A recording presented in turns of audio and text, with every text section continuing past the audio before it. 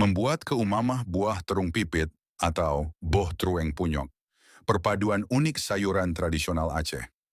Keumamah adalah kuliner khas Aceh yang berbahan dasar buah terung pipit atau boh terung punyok yang diolah hingga menjadi sebuah hidangan yang lezat dan menggugah selera. Nilai gizi dan manfaat terung pipit dikenal memiliki antioksidan serat tinggi, baik untuk pencernaan membantu menyeimbangkan kolesterol. Di Aceh, terung pipit mencerminkan kedekatan dengan alam, pemanfaatan bahan liar, kesederhanaan namun kaya rasa. Masakan ini sering hadir dalam masakan rumahan, hidangan kampung, menu tradisional sehari-hari.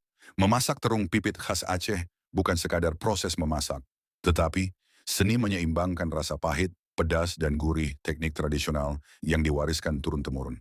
Representasi kuliner Aceh yang autentik. Membuat keumamah buah terung pipit atau boh trueng punyok, perpaduan unik sayuran tradisional Aceh.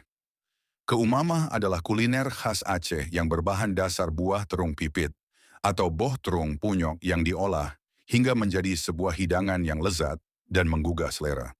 Nilai gizi dan manfaat terung pipit dikenal memiliki antioksidan serat tinggi, baik untuk pencernaan membantu menyeimbangkan kolesterol.